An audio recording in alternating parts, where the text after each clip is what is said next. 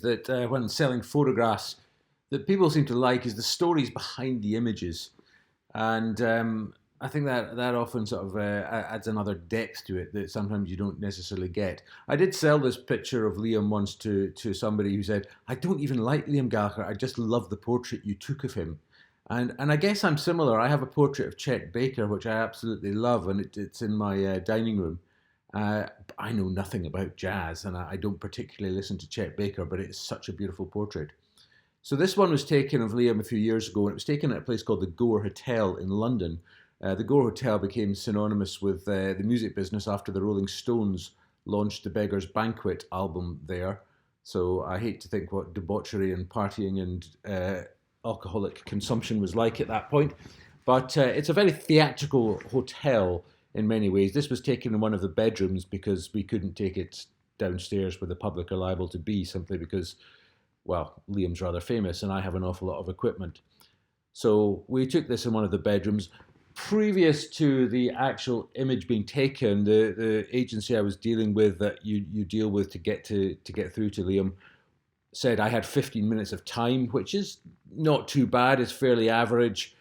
I like to get into the location first of all, at least half an hour, if not an hour beforehand, so I can scout it out. Nothing had really been discussed other than, yes, just set up whatever you want and Liam will do it. Now, that's not really necessarily true, because sometimes you get ideas and you think, I wonder. So you're never quite sure what people, if they will accept the idea. So it's always best to have at least one contingency. So this is not a particularly the kind of shot that somebody would say, no, I'm not going to do that. It's fairly straightforward. It just relies on very nice lighting, throwing the background a little bit out of focus, and just having that sort of pose. So it was taken on the sofa in one of the bedrooms. I didn't want the bed to be in it. The only other room in there was a fireplace, and there was also an ensuite as well. But I just thought, keep it nice and simple. You've got to bear in mind, if you're working for a client, what they're liable to want, how they're going to want to use it, whether it's landscape, portrait, or if you have time to shoot both. Liam is wearing a Manchester City jacket. So that was important for the particular client in this case. And I just had him sitting on the edge, and we ran through a few different poses. In actual fact, when he came into the room, on the day they said, actually, you've only got 5 minutes because he needs to go and meet with Paul Weller from the Jam, or ex of Jam, Paul Weller, the singer. But in actual fact, when Liam came in, he said, it's fine, do whatever you want. So he was fairly laid back, fairly chilled out. And we had a chat about various things. I think Manchester City had beaten Manchester United at football the night before, and I rather mistakenly got into a conversation about football, a subject I know very little about. So he did ask which football team I supported, and it's been a long time since I went to a football match that actually paid to go to one that I wasn't being commissioned. I have been to the San Siro in Milan, but then somebody was paying me to do that. I didn't go by my own personal choice. But the last time I paid to go and watch a football match, it was Dundee United versus Celtic. And I remember Dundee United were my team. I used to watch them from behind the shed, as it was called. Probably still is. But on this occasion, I went up to the kind of halfway line to watch, thinking the view would be better.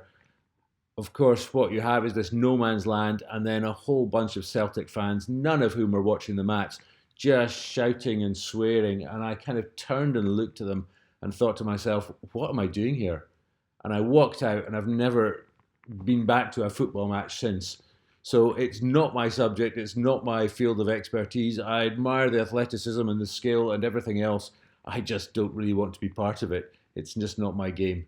So we did get into a conversation. He asked me who I supported, and I rather foolishly said Dundee United.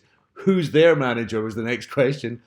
That was me. I was on the back foot. So I thought, I'm going to dig a big hole for myself here.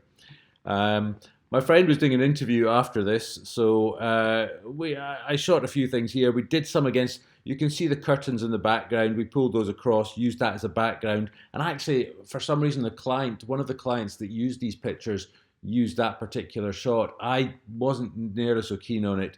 That was shot with much more basic lighting, using a ring flash, and then I snapped a couple just as we'd pretty much finished shooting. Liam was just leaning in front of a mirror, tidying his hair up. So I did a couple of off-the-cuff shots as well, which weren't used.